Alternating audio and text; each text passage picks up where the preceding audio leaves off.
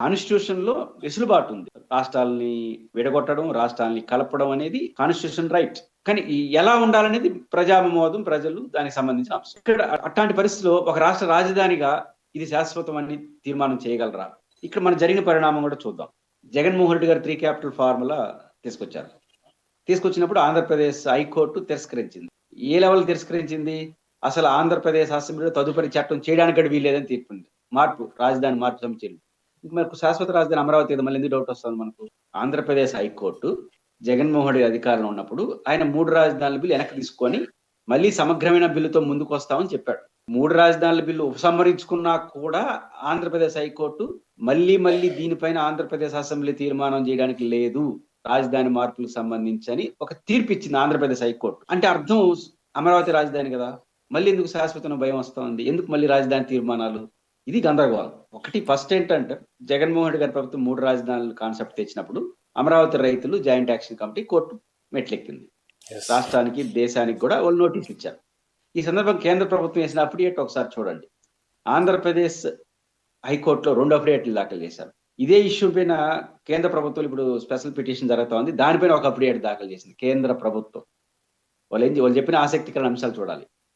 ఆంధ్రప్రదేశ్ హైకోర్టులో వేసిన తీర్మానంలో వాళ్ళు అఫిడేట్లో కేంద్ర ప్రభుత్వం, బీజేపీ నాయకత్వ కేంద్ర ప్రభుత్వం, రాష్ట్ర రాజధానిపై నిర్ణయం సంపూర్ణ అధికారం రాష్ట్ర ప్రభుత్వానికి ఉంటుంది.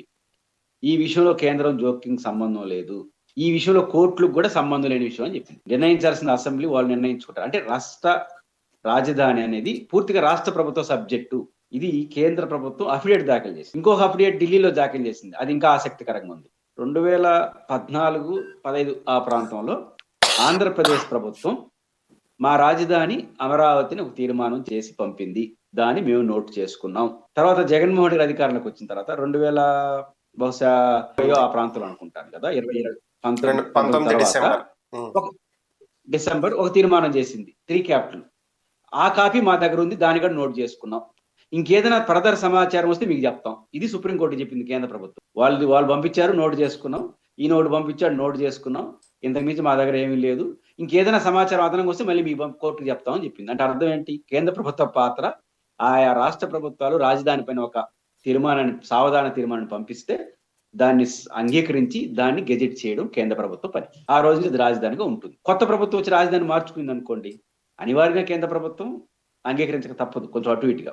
సరే, మీరు అనొచ్చు ఆంధ్రప్రదేశ్ రాజధాని మార్పు చేర్పులు ఆంధ్రప్రదేశ్ హైకోర్టు ఎందుకు తిరస్కరించింది, అసలు అసెంబ్లీకి అధికారం లేదని ప్రకటించింది అనే క్వశ్చన్ వస్తుంది.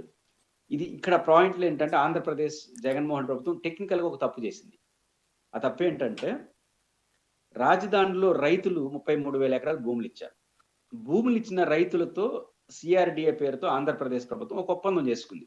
మేము ఇక్కడ ఒక రాజధాని కడతాము, మీరు మాకు భూములు ఉచితంగా ఇవ్వాలి కదా, భూములు ఉచితంగా ఇస్తారు, దానికి కౌలు ఇస్తాము, ఇన్ని ప్లాట్లు ఇస్తాము, అంటే ఒక రకమైన డెవలప్మెంట్ యాక్టివిటీ. ఇక్కడ రాజధాని పెడతాం, మీరు 33,000 ఎకరాలు తీసుకున్నారు. అంటే అర్థం ఏంటి? ఒక ఒప్పందం జరిగింది. కాంట్రాక్ట్ అంటారు, కాంట్రాక్ట్ అగ్రిమెంట్, కాంట్రాక్ట్ అగ్రిమెంట్, ఒప్పందం, కాంట్రాక్ట్ ఒప్పందం అంటాం.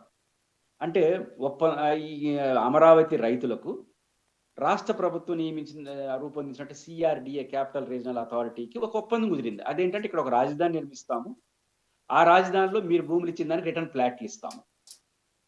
ఇప్పుడు ఆ ఒప్పందం పైన ప్రభుత్వం ఒక నిర్ణయం తీసుకోవాలి కదా. ప్రభుత్వానికి అధికారం ఉంది రాజధానిలో మార్పులు చేసే అధికారం. ఆ ఒప్పందం చేసుకుని రైతులతో ఇది ఒక డివైట్ కావాలి కదా, ఇది మాకు సమ్మతం కాదు, వేరేది మీకు కావాల్సిన కాంపన్సేషన్ ఇస్తాం చెప్పాలి. ఈ టెక్నికల్ పార్టీస్ చేయలేదు కాబట్టి కోర్టు జోక్యం చేసుకుంది.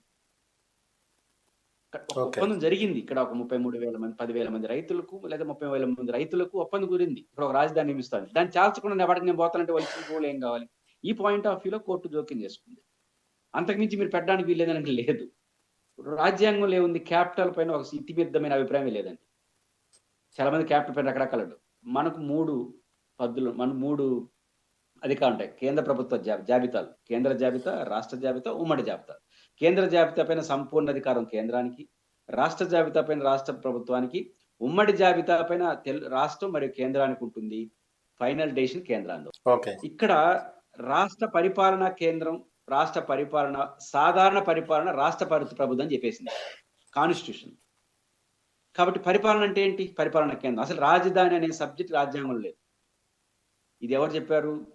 మాజీ అడిషనల్ జనరల్ వేణుగోపాల్ గారు వాదించారు. రాజధాని అనేది రాజు పరిపాలించే కేంద్రం. అక్కడి నుంచే ఇప్పుడు ఉదాహరణకు ముఖ్యమంత్రి చంద్రబాబు నాయుడు గారు వెలగపూడిలో ఒక సంతకం పెట్టి దీవో ఇచ్చారనుకోండి, అది వస్తుంది. ఆయన ఎప్పుడో ఒక పని మీద నారావారిపల్లిలో ఉన్నాడు అనుకోండి, అక్కడి నుంచి ఆడపేరుతో కూడా రావచ్చు. నారావారిపల్లి నుంచి కూడా ఈ జీవోలు.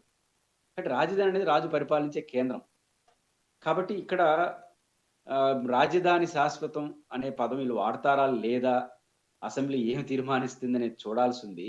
బట్ నాకున్న ప్రాథమిక అవగాహన మేరకు శాశ్వత రాజధాని అని చెప్పి తీర్మానం చేసే హక్కుని నేను కాదన్న కానీ అది నిలబడుతుందని అనుకోను. అంటే శాశ్వతం అంటే ఏంటి? వచ్చే ప్రభుత్వం దాని జోలికి పోకూడదని. అది నేను ఒక చట్టం చేస్తాను, రాబోయే ప్రభుత్వాలు దీన్ని పాటించాలి, అది ఎట్లా సాధ్యం అవుతుంది? ఈ అసెంబ్లీకి ఎంత అధికారం ఉంటుందో రాబోయే అసెంబ్లీ కూడా అదే అధికారం ఉంటుంది. కానీ ఈ అసెంబ్లీ తీర్మానం చేసి రాబోయే అసెంబ్లీ అంతా ఆదేశించగలదా నువ్వు ఎట్లా ఉండాలని? అసలు మీకు గుర్తుంటే భారత రాజ్యాంగం శాశ్వతమా? భారత రాజ్యాంగంలో మార్పులు చేయలేదా? భారత పార్లమెంట్ ఆమోదించిన రాజ్యాంగం.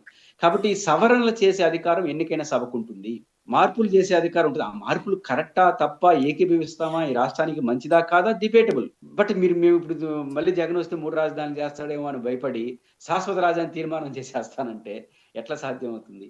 కాబట్టి మీరు చేయాల్సిన అమరావతి రైతులైనా రాష్ట్ర ప్రభుత్వం అయినా అక్కడ శాశ్వతంగా ఒక రాజధాని ఉండే ఏర్పాట్లు చేయండి. ఒక మంచి క్యాపిటల్, అసెంబ్లీ, సెక్రటేరియట్ నిర్మించి ఇంకెవరు ఇక్కడి నుంచి మార్చాల్సిన అవసరం లేదనే ఒక వాతావరణం తీసుకురండి. దానిపైన శ్రద్ధ పెట్టండి. అందరూ ఆమోదించే క్యాపిటల్ గా దాన్ని మార్చండి. అప్పుడు ఎవరు మార్చరు. ఇప్పుడు ఢిల్లీకి శాశ్వత రాజధాని చట్ట ప్రకారం లేదు. ఎవరన్నా మార్చగలుగుతున్నారా? హైదరాబాద్ ఏమన్నా శాశ్వత రాజధాని? తెలంగాణకు కాదు. ఉమ్మడి రాష్ట్రానికి రాజధాని అది. ఇప్పుడు మారిపోయేలా తెలంగాణ రాష్ట్ర రాజధాని అయిపోలే అది. చెన్నై ఏమవుతుంది? కాబట్టి సరే, వాళ్ళకు ఒక భయం ఉంది, మళ్ళీ జగన్ వస్తే ఏమన్నా 3 రాజధానులు అంటాడేమో అని శాశ్వతమైన తీర్మానం చేస్తే ఒక పని అయిపోతుంది అనుకుంటున్నారు. అది తాత్కాలికంగా మాట్లాడడానికి ఉపయోగపడుతుంది తప్ప అది టెక్నికల్ గా సాధ్యం కాకపోతే వాట్ ఎవర్ ఏం తీర్మానం చేస్తారో చూసిన తర్వాత మనం దానిపై నిర్ణయం చెప్పచ్చు. ఓకే సార్, మీరు అన్నట్లు ఇది తీర్మానం అనేది ఎప్పుడైనా చేయొచ్చు, దాని గురించి పెద్ద ప్రాబ్లం అయితే కాదు. కానీ అత్యవసరంగా ప్రత్యేకంగా ఒక రోజు అసెంబ్లీని సమావేశపెట్టి మరి ఇంత హడావిడిగా చేయాల్సిన అవసరం ఏంటి? ఇంకో 3 ఏళ్ళు వెళ్ళే గవర్నమెంట్ లో ఉంటారు. ఈ 3 ఏళ్లలో ఎప్పుడైనా ఏ సందర్భంలోనైనా ఇంకోసారి అసెంబ్లీ సెషన్స్ జరిగినప్పుడు పెట్టుకోవచ్చు.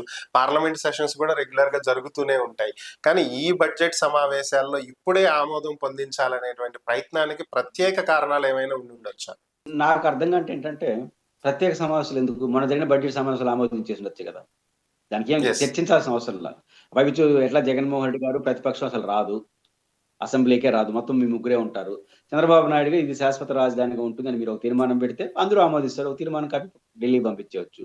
శాసన మండలి ఏమన్నా భిన్నాభిప్రాయాలు రావచ్చు, ఎందుకంటే అక్కడ వైసీపీ కూడా ఉంటుంది కాబట్టి వాళ్ళు ఇచ్చినా వాళ్ళు తీర్మానం ఆమోదించాల్సిన అవసరం లేదు. మళ్ళీ 2 సభలు ఆమోదించేసి పంపించవచ్చు. ఆ పాయింట్ ఏంటంటే ప్రత్యేక సమావేశాలు పెడుతున్నారంటే మాకు ప్రత్యేక ప్రాధాన్యత ఉంది అమరావతి పైన. రాజధాని శాశ్వతం అనే దానిపైన కాదు, అమరావతి పైన ప్రత్యేక ఫోకస్. ఇప్పుడు 28వ తేదీ ప్రత్యేకంగా మాట్లాడతారు, ఇంకా అమరావతి గొప్పతనం అవన్నీ చెప్తారు. జగన్మోహన్ రెడ్డి గారిపై శాపనార్థాలు పెడతారు. మళ్ళీ ఆయన వచ్చేస్తే మార్చేస్తాడేమో కాబట్టి ఎవరు మార్చకుండా ఉండడానికి వీలు కాకుండా చట్టం చేయబోతున్నాం, కాంక్రీట్ వేసేస్తున్నాం అని చెప్తారు. అంటే ఇంటర్నెట్ గా ఏం చెప్తున్నారు? మళ్ళీ జగన్ వస్తాడని మీరే చెప్తున్నారు. ఇప్పుడు జగన్ రాడని బయట మీరే చెప్తారు. మళ్ళీ జగన్ వస్తే 3 రాజధానులు ఇట్లా చేస్తాడేమో అని చెప్పి శాశ్వతం అంటారు. ఈ గందరగోళం ఎందుకు? నేను అనుకుంటుంది పార్లమెంట్కి పంపాలి. ఇప్పుడు మన జగన్ గారు మధ్యలో 3 రాజధానుల కాన్సెప్ట్ తీసుకొచ్చారు కదా. గత ప్రభుత్వం అమరావతి కేంద్రంగా రాజధాని అని ఉంది. ఈ ప్రభుత్వం జగన్మోహన్ ప్రభుత్వం 3 రాజధాని, ఆ డివిజన్ అట్లే ఉంది కదా. కాబట్టి ఈ ప్రభుత్వం శాసనసభలో ఒక ఆమోదం వంటి ఇది ఒక రాజధాని, మా రాజధాని ఆంధ్రప్రదేశ్ అమరావతి, లేకపోతే ఎలగపూడి, ఏ పేరు ఉంటే ఆ పేరు పంపించేస్తే కేంద్ర ప్రభుత్వం గెజిట్ చేసేస్తుంది. ఇది సాధారణ విషయం. దీనికి ప్రత్యేక సమావేశాలు అవసరం లేదు, ఏ సమావేశాన్ని తీర్మానించవచ్చు. కానీ వీళ్ళు ఏం చేయబోతున్నారని మనకు అర్థమవుతుంది. జరిగితే ప్రత్యేక సమావేశాలు పెడుతుందంటే మాకు ఎంత ప్రత్యేక ప్రాధాన్యత ఉంది. మీకు ప్రత్యేక సమావేశాలు పెట్టినా అదే తీర్మానం, సాధారణ సమావేశాలు అదే తీర్మానం ప్రత్యేక తీర్మానం ఉండదు. ప్రత్యేక తీర్మానం అవసరం లేదు, వాళ్ళు సాధారణ సమావేశం తీర్మానించవచ్చు. ఈ ప్రత్యేక సమావేశాలు పెడితే ఈ పార్లమెంటుకు పంపిస్తారు. అప్పుడు పార్లమెంట్ ఆమోదం పొందుతుంది. పార్లమెంట్ ఆమోదం కూడా అవసరం లేదు. పార్లమెంట్కి ఎందుకు పంపిస్తారో నాకు అర్థం కావట్లేదు. పార్లమెంట్ పని కాదు. మన సొలిసిటర్ జనరల్ వేణుగోపాల్ గారు చెప్పిన దాని ప్రకారం ఆంధ్రప్రదేశ్ హైకోర్టులో, ఢిల్లీ సుప్రీంకోర్టులో కేంద్ర ప్రభుత్వం, ఇదే బీజేపీ ప్రభుత్వం అఫిడవిట్ దాఖలు చేసింది, మా పరిధి కాదు నాయన అని చెప్పేసింది.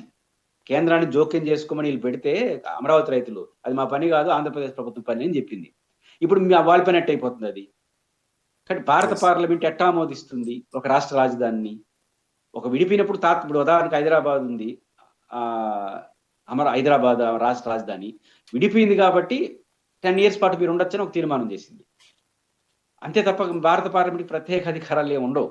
కానీ Okay. రాజధాని పైన సంపూర్ణ అధికారం రాష్ట్ర ప్రభుత్వానికి ఉంటుంది. ప్రత్యేక తీర్మానం, ప్రత్యేక ఏర్పాటు అనేది మాకు ప్రత్యేక ప్రాధాన్యత ఉంది అమరావతి పైన. ఈ ప్రాధాన్యత క్రమంలో జగన్ గారు ఏదైనా కామెంట్ చేసినట్టే మళ్ళీ చూడు ఆయన ఏదో అంటున్నాడు అని చెప్పుకోవడానికి ఏమన్నా చేస్తున్నారేమో చూడాలి. ఈ అంతర్లీనంగా ఒక మాట అయితే మీరు చెప్తున్నారు, మళ్ళీ జగన్ వస్తాడేమో అని ఇండైరెక్ట్ గా చెప్పదలుచుకుంటే ఇంక వాళ్ళ ఆనందం మనం చేయగలిగింది. Okay, thank you Purushottam Reddy గారు. ఈ అంశం మీద మీ విశ్లేషణ అందించినందుకు ధన్యవాదాలు.